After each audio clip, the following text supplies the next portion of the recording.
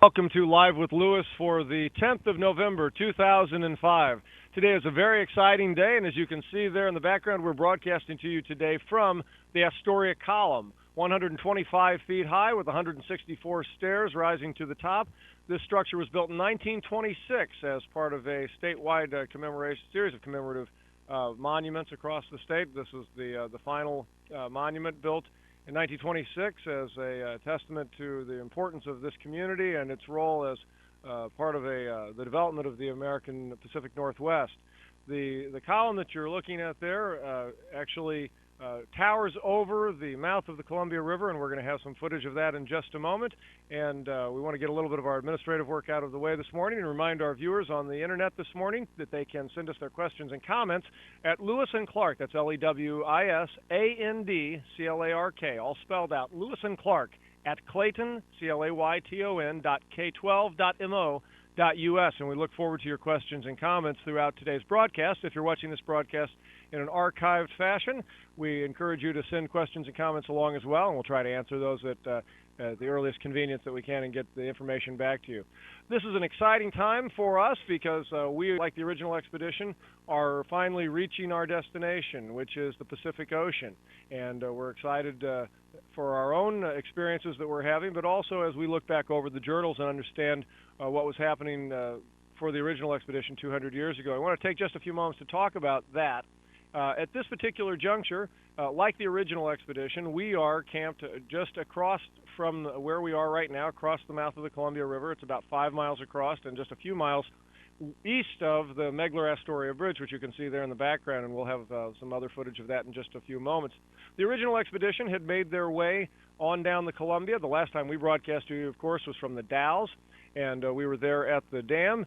From that point on, we made our way down through Bonneville Dam past Beacon Rock or Chichen Upton, and we'll talk a little bit about that today, on down as the river opens up and through the Longview-Kelso area, first of all, past the Port of Vancouver and Portland, past that area, and the heavy shipping area. We have entered into an area that is full of heavy shipping.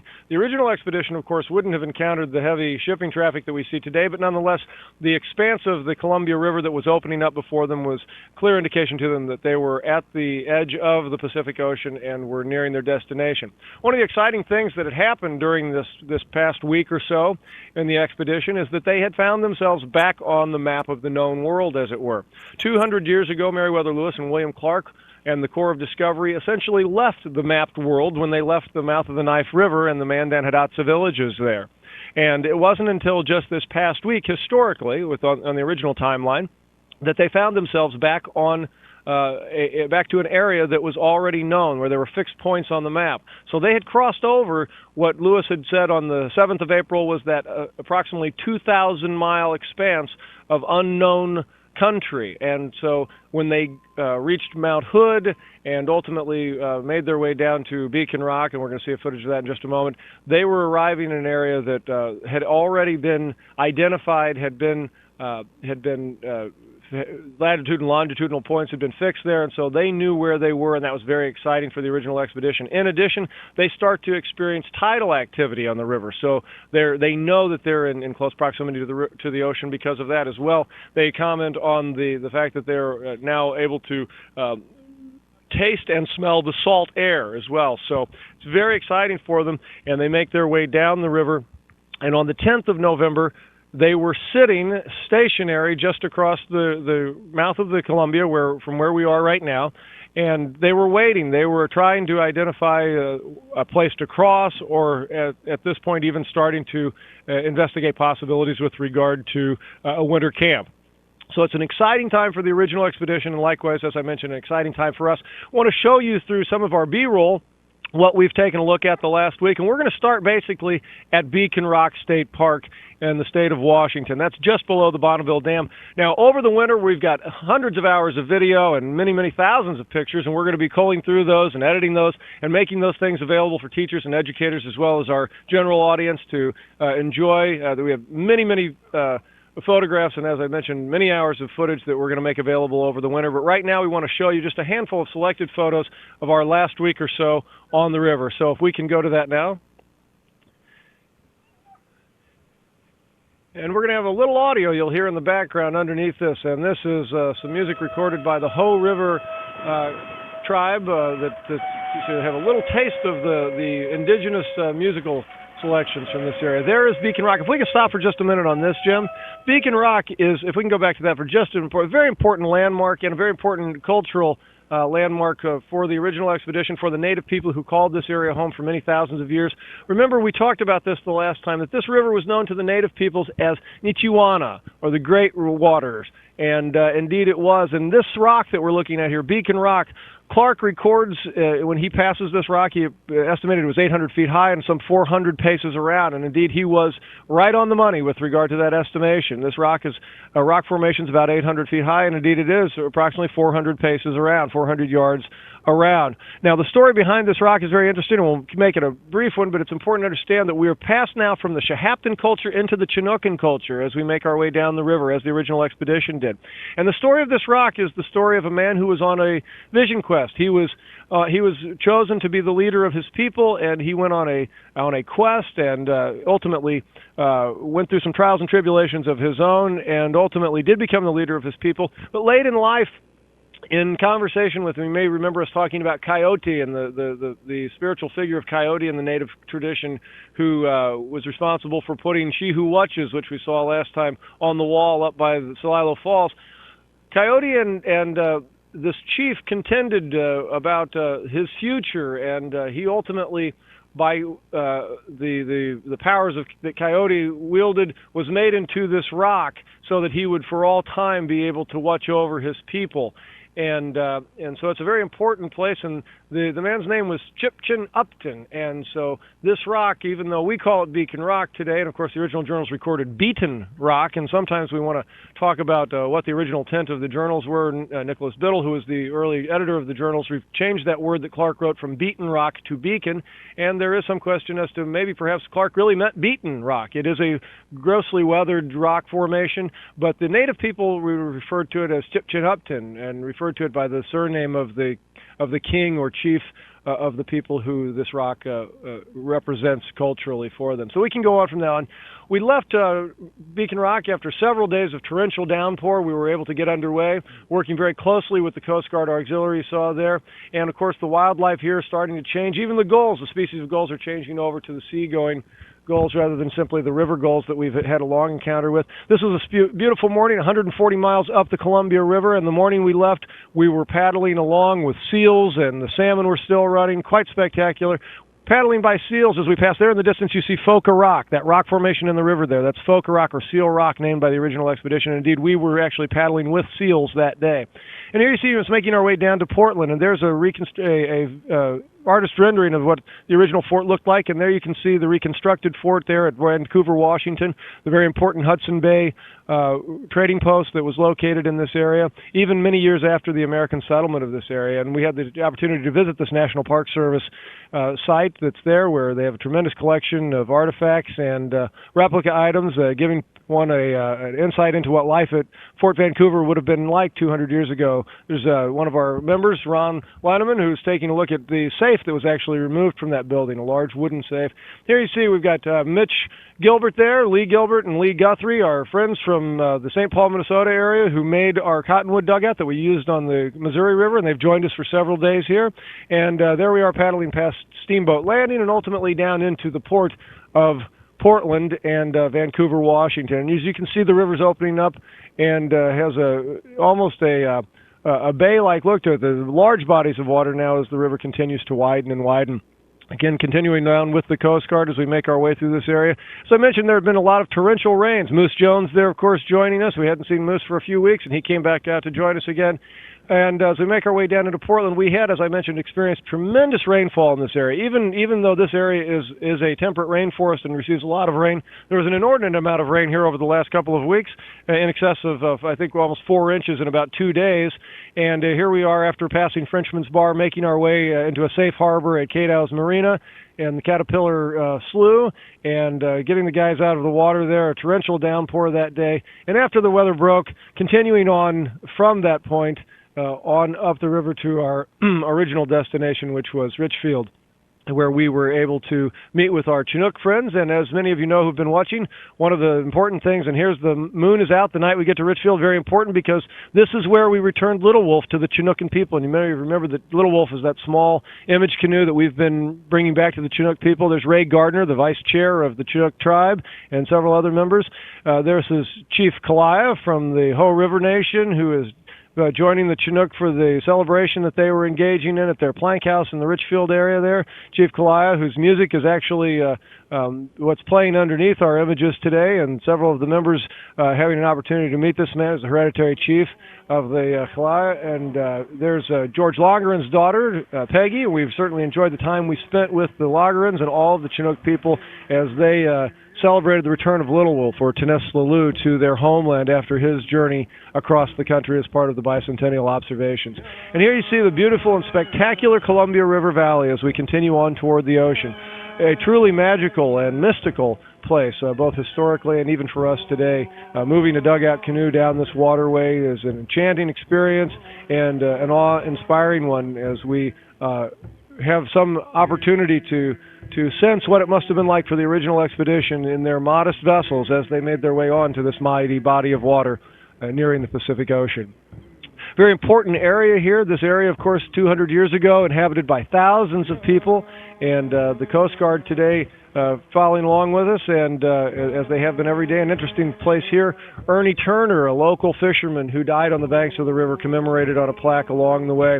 But it's important to understand how vital this area was to the peoples who called this area home. The fish in this area still play an important role in the community today. Commercial fishing in this area is an ongoing enterprise, and of course this waterway, not only for the original expedition but subsequent centuries, provided Europeans with a egress or an inlet into the interior of this area for shipping. And we're going to see a few ships here in just a moment to give you some sense of the scope and size. Those large ships at Portland, of course, make their way 80 miles up this river, and some of those vessels draw in excess of 40 feet. Actually 40 feet below the water. And there again is a young lady from Kalama who joined us paddling for a day, and we've had a number of people, and I think we're probably at this point close to about 60 people have paddled with us this year for different lengths of time. And there's another shot of the canoe from a high observation point as it makes its way along the Washington shoreline. It's important to remember the original expedition stayed on the Washington side its entire way to the mouth before they came back up and crossed over. And thousands of years of experience on this river dictates that one moving in a small vessel would stay on the north side. This is a treacherous area for boating. In fact, here we are at excuse me, at Klamath, and getting ready to go into the Steamboat Slough area. Coast Guard helicopter providing support as well, going into Steamboat Slough. And this area is riddled with wrecks, and that's one of the reasons why we take such great lengths to be safe and to operate our vessels according to standard operating procedures and protocols that we've established to ensure the safety of our men. And here we are at the Nema School, which is now the community center for the Chinook tribe in that area, and they're having a potlatch which we attended. And you'll see when the camera's back on me in a moment, you'll see a lot of beads around my neck. And there you see one of the drums, and Little Wolf is being drummed into this ceremonial area. George Langren, elder of the Chinook tribe and a mentor of mine who built the Teneslaloo, one of the kindest and most loving men that anyone might ever know, who's been a guiding light for the Chinook tribe over many, many decades. And here we are at Skamokawa on the banks of the Columbia River as we actually reach the point where William Clark 200 years ago on the 7th of November said, "Ocean in view, oh, the joy." Of course, he was wrong, but everyone was excited and in anticipation. And there you see one of the ocean-going barges that makes its way out across the 5-mile bar at the mouth of the Columbia and delivering goods to the ocean-going vessels that will ultimately make their way to the ports around the world, carrying goods from our country to others, and continuing the many thousands of years of trade that the Columbia River has played an important role in. And there again, the shot from Skamokawa down toward the Astoria Bridge, which is what we have behind us today. And again, ocean in view, oh, the joy. Destination the Pacific, 2005. From 1805 to 2005, it has been an exciting, exciting journey as we have taken time to follow this trail and share it with you as part of the Bicentennial commemorative activities. And there you see the Astoria Bridge in the background, sort of the finish line, as it were, for this contemporary expedition and for the Bicentennial, very representative of the mouth of the Columbia River. So that gives you a little taste of our journey over the last week, and of course, as I mentioned, we will be sharing with you much more extensive and detailed looks at this river and the experiences that we have had, particularly those among the Chinook people who have played an important role in our story over the last several years as well. It's a pleasure to have you all with us again today on the 10th of November 2005 as we take time to talk about the original expedition and this bicentennial activity. We're joined today by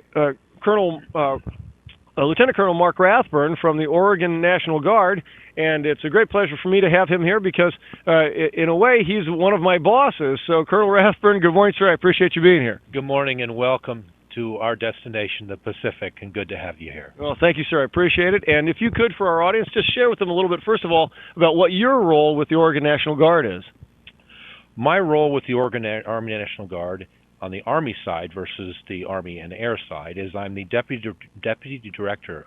It is cold out here this morning. The Deputy Director of Operations for the Oregon Army National Guard. And what we do is to manage most of the funding and money that is paid to annual trainings and duty weekends that we do, as well as manage training for them to prepare for going overseas and doing those various missions to support our nation and state. So is it fair to say, sir, that you're an accountant?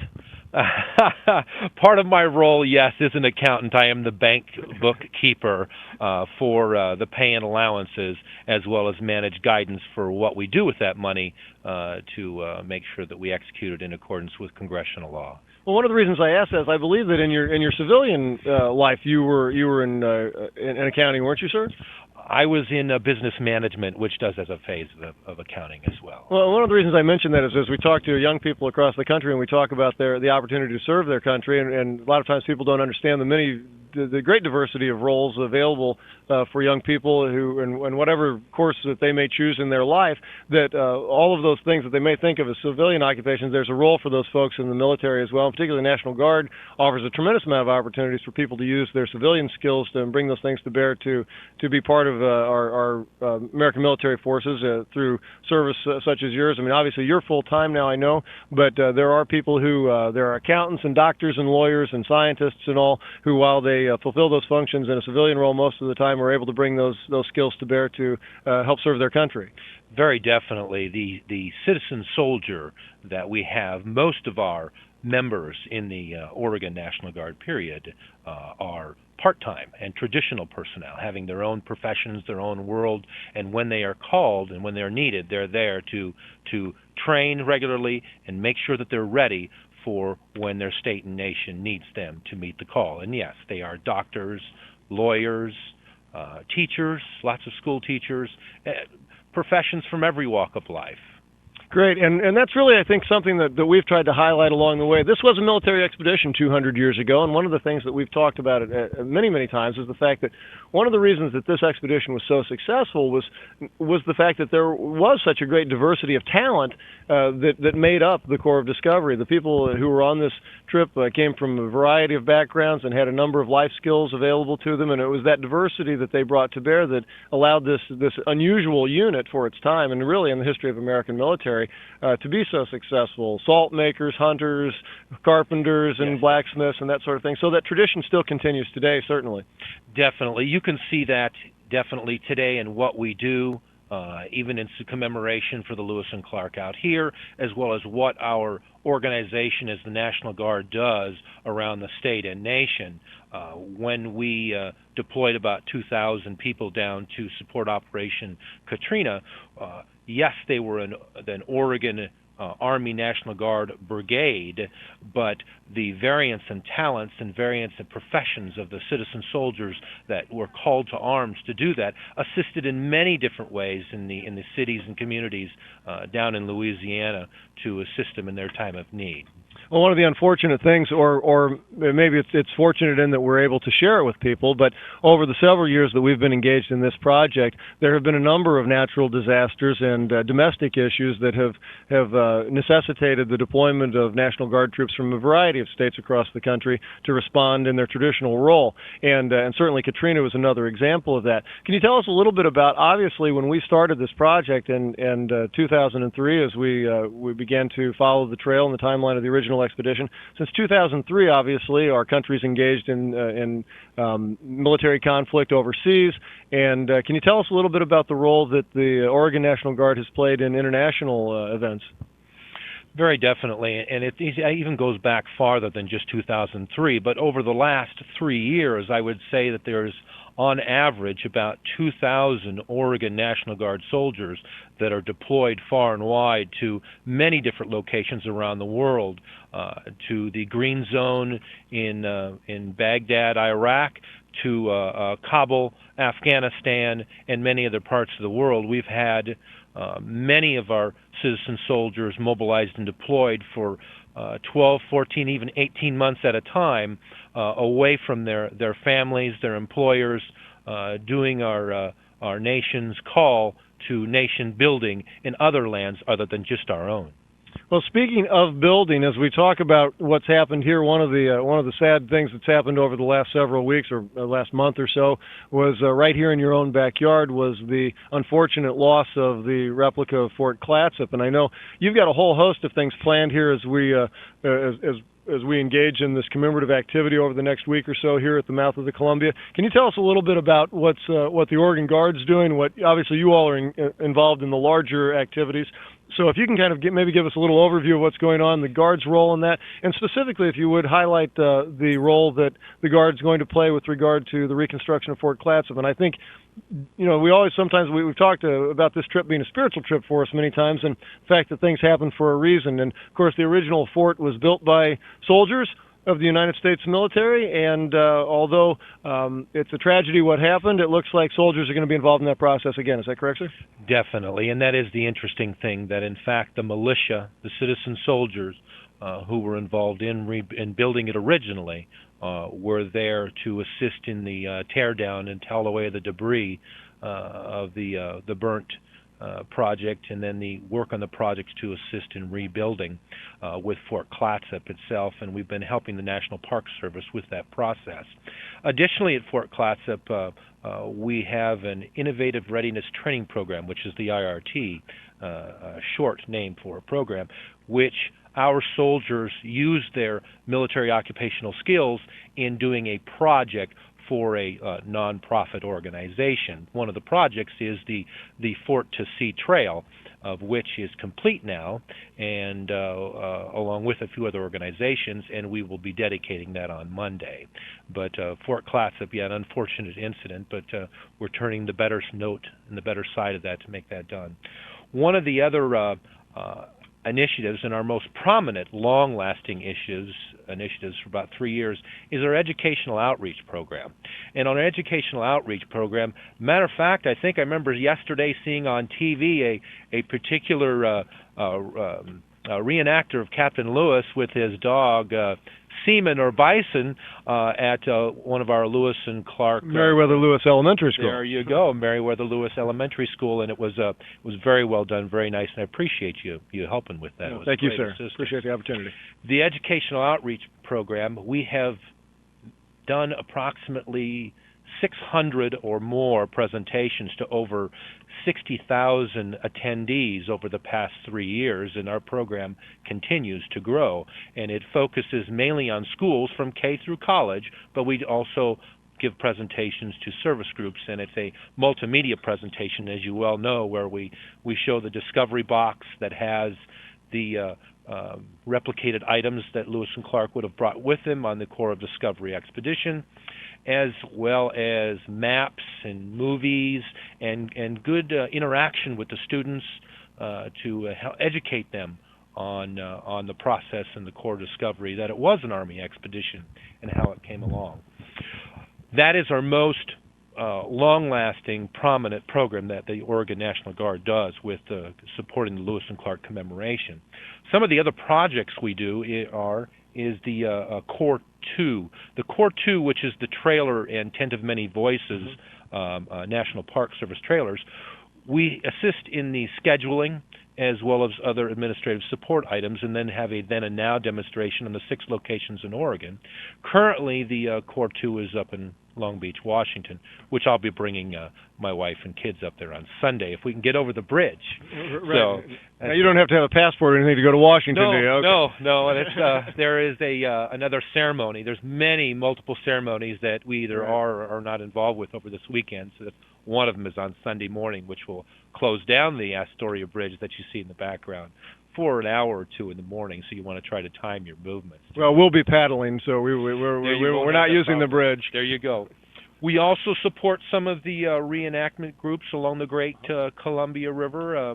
In fact, we have a couple of our Oregon National Guardsmen, one who's acting as York, and one as Captain Lewis. So we're involved in a number of different areas.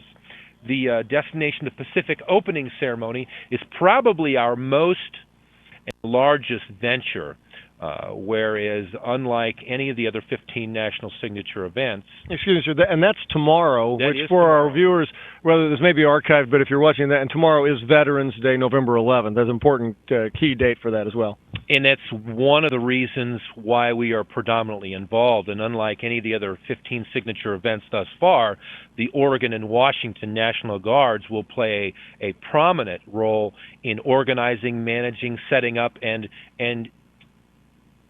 placing the agenda that not only commemorates Lewis and Clark, but yes, our veterans, which will have military flyovers.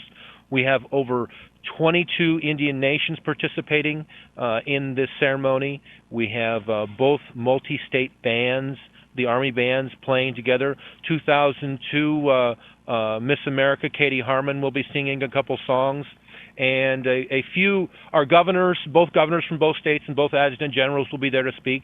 But the ceremony is more entertainment and event-driven versus speeches.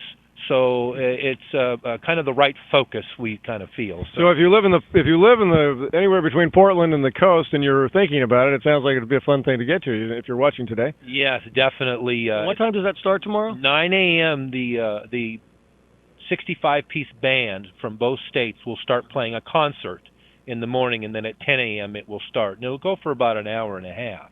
And we'll actually be bringing part of that via the internet. We'll be broadcasting part of that live during the process as well. So if for some reason you're in St. Louis and just can't get out here in time, you can continue to watch on the website as well. So. Definitely. And one of the other things that we'll be having is the military flyover, which will be quite unique on this one, since we have 3 different services. We have our Air Guard or Air Force flying the F-15 flyover, and then we have our Army National Guard flying its UH-60 and CH-47 helicopters, as well as Hueys and Blackhawks. Yeah. Well, actually, we won't have any Hueys. We'll have the the Blackhawks and the Chinooks. Right. But we're also having the Coast Guard join in. They're not normally used to flying in formations, but we're going to go ahead and base on the Coast Guard base and fly over there. It'll be a great event that will open the ceremony and the commemoration for Lewis and Clark with all the different diversity involvement with this program.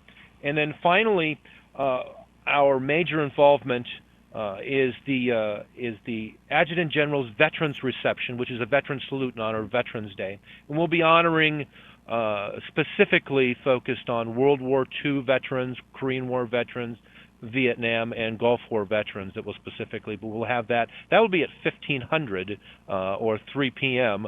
on that same day, the 11th, and that will pretty much culminate our full-time involvement, other than some of the things that are behind the scenes. Sure. But thank you. Well, we appreciate you sharing all of that with us as well. But one of the things, since we're sitting here today and we're at this historic location, I think that I think one of the things that's important for our viewers to understand is we're on top of a hill here. We're on top of a hill with a commanding view of the mouth of the Columbia River. And it's important for us to understand as we think back on the minds of Meriwether Lewis, William Clark, who were two of the finest officers in the military of their day, and certainly had trained with Wayne and others like that, and were really probably as knowledgeable as any officers in the military at that time, or any soldier in the military at that time about strategy and that sort of thing, particularly with regard to location of installations, that sort of thing. This mouth of the Columbia is absolutely a spectacular place, and throughout the history, even obviously native peoples were the first sentries to this portal to the interior of our nation. But throughout time, the mouth of the Columbia here became a very strategic point for all of the powers, whether they were the native powers or ultimately the Eurocentric powers that came to be here. Can you tell us a little bit about some of the military installations? Because we know that tomorrow this event you're talking about is going to take place at Fort Stevens. We've got, obviously, Fort Clatsop was built here, the first American fort built here. Fort Vancouver further up the river, obviously. But even today, this area still plays a very vital role with regard to our nation's security. There's a lot of military installations here, and this is a strategic point in our nation, and obviously the Columbia River and this high elevation here, or elevated situation as Clark would have called it, still continues to play an important role. This region militarily, with regard to Coast Guard, with issues of international customs issues, there's a lot of shipping out here. Can you tell us a little bit about the military installations that are here besides Stevens? Riley is here and the others? Yes, definitely.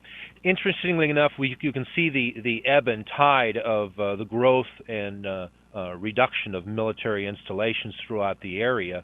And look just at recent past history, the coastal artillery used to be quite prominent around here, which was at Fort Stevens, as well as they based on Camp Rylea. If you look around, we even have Fort Lewis, Washington, which really isn't that far away, just to the north of us. And then we have the Air National Guard bases, which have the fast-moving F-15 jets in the Portland area. You have Fort Vancouver, which used to have more operational, but is pretty much reduced at this point.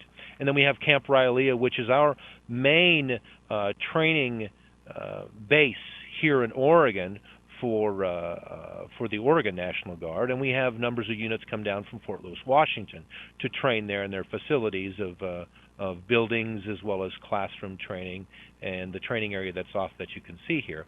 The Coast Guard has an air base here also, and then on up the Columbia little ways, there's also an older base that they're actually in the process of probably decommissioning at this point, which is Tongue Point, which is they minimally use that now. But definitely along the coast here, there's a lot of Coast Guard presence as well as air and Army presence in the different installations around here. And it's important, historically, for our viewers, and particularly young people who are studying Lewis and Clark and the history of this region, to keep in mind that when Lewis and Clark got here, and for some time after their arrival here, this area was contended for by powers from around the world. Obviously, the indigenous people still had their claim to the land. The British, the Americans, the French, the Spanish, the Russians even Dutch. There were Dutch ships that made their way up this far. So this area was hotly contested for a long time, and really Lewis and Clark's arrival here and arrival, even though, quite frankly, when they arrived here, it wasn't necessarily to claim it. If we look at the history, they were on an expedition that had exceeded the bounds of even the territorial United States through the Louisiana Purchase and all. But this area really was key to the ultimate development and transcontinental nature of our nation. So it's an exciting place to be. It was for them, obviously, and it is for us today. It sounds like we might have an email. Did we get an email there from someone? Okay, we're checking our online emails there, and we would encourage you again to send your emails, comments, and questions to Lewis and Clark at clayton.k12.mo.us. And just wanted to take a couple of moments again before we turn our attention to the video conference that we'll be following here in just a few moments, to take a look at exactly where we are. And I'm going to ask Mr. Gore, Tim Gore, who's running cameras today, if he can relocate some of our cameras so that we can have an opportunity to look at some of the spectacular commanding view from where we are.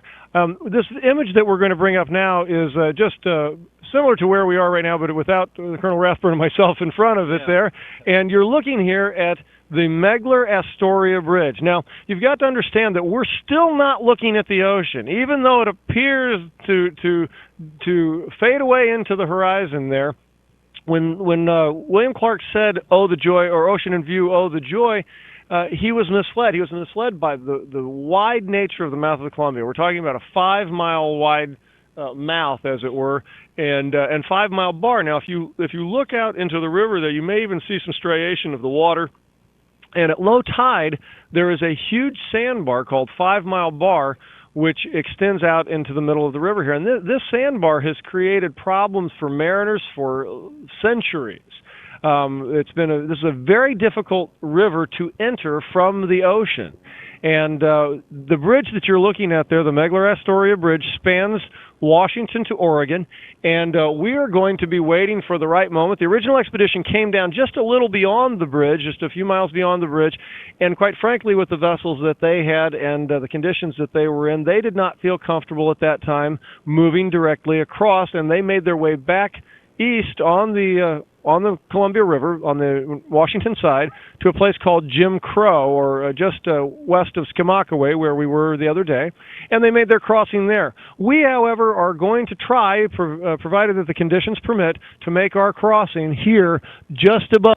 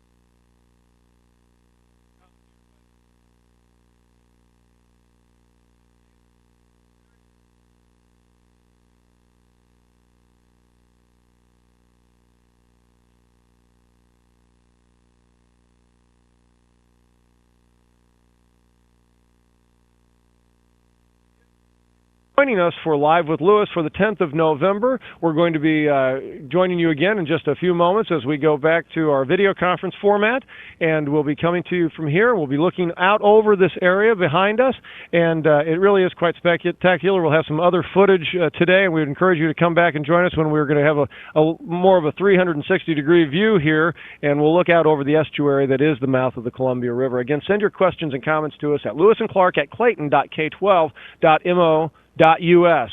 And as always, peace and friendship, and until we meet again, we proceed on.